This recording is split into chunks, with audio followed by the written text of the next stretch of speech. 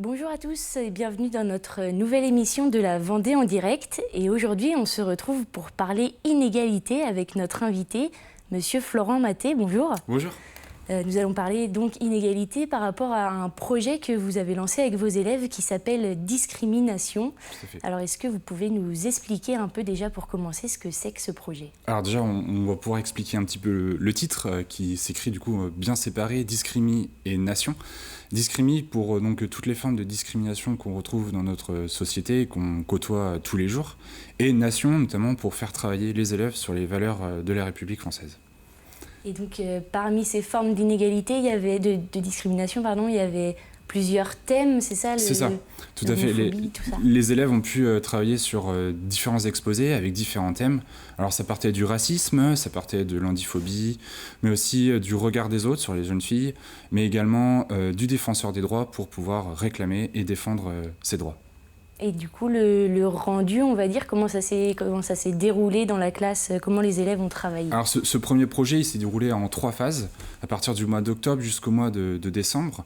Les élèves ont pu, dans une première partie, faire tout un tas de recherches sur ces exposés-là, sur ces thèmes-là. Puis, dans une seconde partie, ils ont confectionné des affiches pour pouvoir promouvoir leur action au sein du collège. Et dans une dernière partie, ils ont été bien sûr évalués à l'oral. Ils ont dû confectionner un diaporama et un petit discours pour passer devant toute la classe. Ok, donc ça c'est la première phase qui s'est déroulée jusqu'aux vacances de Noël à peu près. C'est ça, tout à fait. Ouais. Ça, c'est le projet Discrimination. Et à l'intérieur de ce projet-là, il y avait un exposé qui s'intitulait « La place des femmes, le rôle des filles dans les études scientifiques ». Et ça va nous emmener un petit peu par la suite sur Sophie Germain. C'est ce qui a donné du coup naissance à un deuxième projet dans la continuité, on va dire, qui s'est déroulé après. Tout à fait. Donc allez-y, expliquez-nous un peu. Alors, par tout hasard, les élèves ont commencé un petit peu sur les inégalités des filles et des garçons au sein des études scientifiques, ont commencé à chercher et à trouver le Sophie Germain, que je ne connaissais pas, que les professeurs ne connaissaient pas, bref.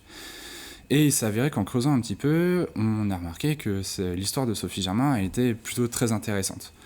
Et de là, avec mes collègues de mathématiques et mes collègues de français, pour les citer, Monsieur Davril, Madame Michaud, et en mathématiques, Madame Lacoste et Madame Beloin, on a monté un petit projet autour de cette figure méconnue des mathématiques. De là, on a confectionné aussi des exposés en EMC. Puis, par la suite, en mathématiques, ils ont travaillé sur la proportionnalité, les pourcentages, notamment des filles dans les écoles d'ingénieurs. Et enfin, en français, ils ont pu étudier le livre acheté par le collège. Et surtout, ils ont écrit une lettre au président de la République et à la première dame. Ça, c'est la finalité. Si on peut revenir un peu au début, pourquoi spécialement Sophie Germain ? C'est qui Sophie Germain ? Alors, l'histoire de Sophie Germain, c'est une jeune fille de la période de la Révolution française qui aime beaucoup les mathématiques. Cependant, à l'époque, les mathématiques, c'était interdit aux femmes. Elle commence à rencontrer Augustin Leblanc, qui, lui, est inscrit à l'école polytechnique. Ils commencent à se voir le samedi, à partager des cours, et surtout, Sophie Germain commence à faire les cours d'Augustin Leblanc. Augustin Leblanc, lui, va à l'école polytechnique, et on remarque que ses exercices sont formidables, bien interprétés. Sauf que c'est pas lui. Et de là, Sophie Germain, elle s'intéresse de plus en plus aux mathématiques, mais elle est interdite. Elle va participer ensuite sous Napoléon et le Premier Empire à un concours anonyme qu'elle remporte. Et de là, on ne lui donne pas la médaille au départ. Et c'est que bien après, on lui donnera la médaille parce qu'on ne souhaitait pas qu'une fille gagne ce concours. Au fur et à mesure, ses travaux sont de plus en plus reconnus. Notamment la théorie des nombres et ce qui va servir aussi pour la construction de la Tour Eiffel. Alors je ne vais pas tout exposer ici parce que c'est très complexe. C'est surtout de là qu'est partie cette réflexion, c'est ça, que son nom n'est pas sur la Tour Eiffel finalement. Tout à fait, puisque lors de la construction de la Tour Eiffel, Gustave Eiffel a fait inscrire 72 noms autour de la Tour Eiffel. De noms de scientifiques, d'industriels, très importants, mais le point commun entre ces 72 noms, ce ne sont que des hommes. Et on trouvait ça, moi, les collègues et les élèves, vraiment dommage, et surtout qu'il fallait réparer cette inégalité et que Sophie Germain devrait, normalement, être sur cette Tour Eiffel. d'où on en revient au début de la discussion, la lettre au président de la République et à la première dame, c'est ça? C'est ça, c'est tout à fait ça. C'est donc le projet s'est construit au fur et à mesure. Les élèves ont pu compléter des exposés, faire des affiches. Alors, on a essayé de diversifier, on a parlé bien sûr des études scientifiques et aussi on a parlé des inégalités dans le football, la place des femmes dans le football, la place des femmes dans les médias, dans la politique, je le disais, mais aussi dans la finance ou encore dans la logistique, tout en essayant de rencontrer des jeunes filles qui travaillent dans ces domaines-là, Charlène, Sarah dans la finance et dans la logistique, ou encore des étudiantes de Polytech Nantes qu'on a pu interviewer en visioconférence les 29 et 25 avril dernier.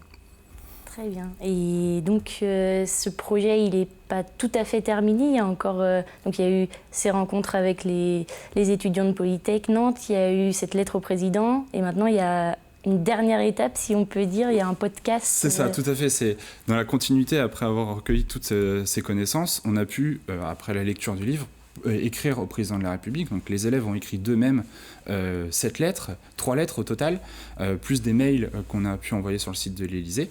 Et l'étape d'après, c'est donc créer un podcast pour pouvoir diffuser leurs travaux de recherche de la première étape et du coup communiquer sur l'histoire de Sophie Germain et du coup les inégalités autour de tout ça. C'est un thème, les inégalités, qui a touché la classe de 5e tout au long de l'année.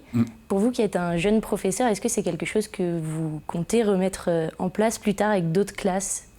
Oui, c'est quelque chose déjà de très important. Le programme de MC, il s'intercale un petit peu entre le programme d'histoire et le programme de géographie. Et c'est vrai qu'en tant que professeur stagiaire, je trouvais ça dommage que le MC ne soit pas central dans l'éducation et l'enseignement au collège. C'est pour cela qu'on a monté du coup la pédagogie de projets, les différents projets pour pouvoir investir tout au long de l'année les élèves. Et je pense que oui, avec une équipe, avec des élèves motivés, je pourrais essayer de remettre ça en place les années suivantes. Oui. Très bien, merci beaucoup. Donc c'est un projet, on le voit, qui pourra continuer les prochaines fois. Et puis c'est tout pour aujourd'hui pour cette Vendée en direct, mais on se retrouve très prochainement sur TV Vendée. Merci à tous.